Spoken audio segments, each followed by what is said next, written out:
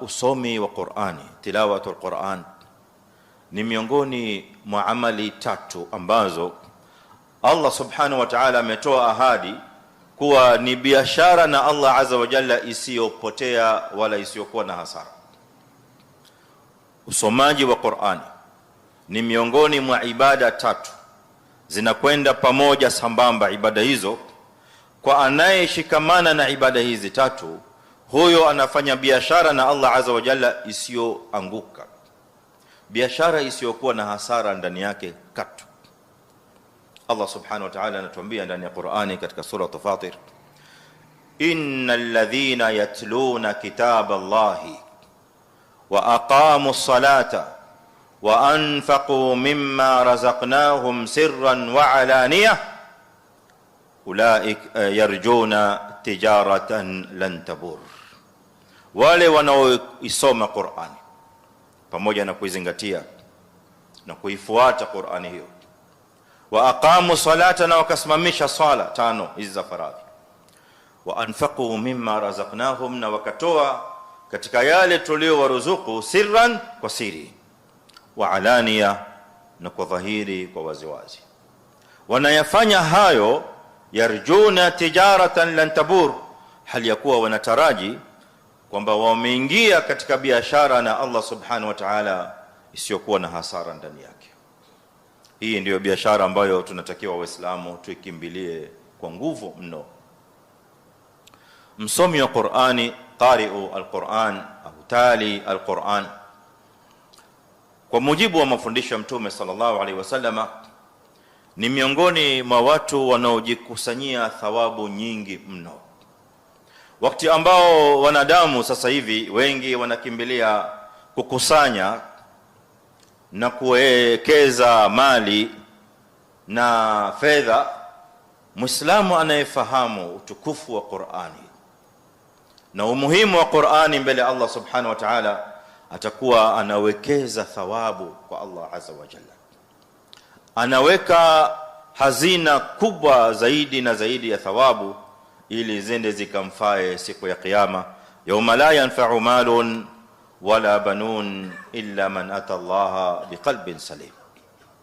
Mtume sallallahu alayhi wasallam atuambia kwenye hadithi alladhi rawahu Tirmidhi wa ghayruhu bi isnadin sahih, man qaraa harfan min kitabillah, mwenye kusoma herufi moja katika kitabu cha Allah subhanahu wa ta'ala, Qur'an, falahu bihi hasana, basi kwa kila herufi moja hiyo atakuwa analipwa thawabu.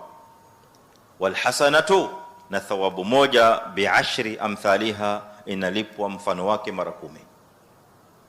Kwa maana ya kwamba kila harufu moja ya Qur'ani uisomayo unalipwa thawabu 10, harufu moja. Kwa hivyo ukisoma bismillahir rahmanir rahim, unahesabu hizo herufi ni ngapi, thawabu zake mara 10 ya hizo herufi. Hivyo hivyo unaendelea mbele, alhamdulillahi rabbil alamin, kumaliza unaingia alif lam mim hadi umalize msahafu ulio na aya 6000 na iliyo na malaki ya herufi. Unapiga hisabu hiyo katika mara 10, ndio ujue hisabu yako ya thawabu mbele Allah subhanahu wa ta'ala. Thawabu nyingi mno. Na kila anayemaliza Qur'ani na kurudia na kuendelea, kumaliza na anaanza kuendelea, huyo kila kunapokucha anazidi kujenga hisabu kubwa mbele ya Allah subhanahu. Na hii ndio hisabu ambayo sisi Waislamu tunatakiwa tuizingatie zaidi katika maisha yetu, kushinda hisabu ya fedha, kushinda hisabu za mali, kushinda hisabu ya za duniani, kwa sababu hisabu za kidunia, fedha na mali na majumba na mashamba, haya yote tutayaacha duniani. Yote haya yanaishia hapa duniani. Siku unapokuja kuletwa msikitini kuswaliwa salatul janaza, na sote tutapitia huko, umevalishwa nguo ya kafani, unaelekezwa kule kaburini. Baada ya hapo unafuatiwa na mambo matatu aliyoyataja Mtume sallallahu alaihi wasallama, ahluhu wa maluhu wa amaluhu. Kufika kaburini, mali yako inarudi na watu wako wanarudi, inayobaki kaburini mle ni thawabu, ni amali yako peke yako uliyoifanya. na siku ya kiyama ndio hiyo amali ambayo utafufuliwa nayo, ima ikutetee au ikupoteze.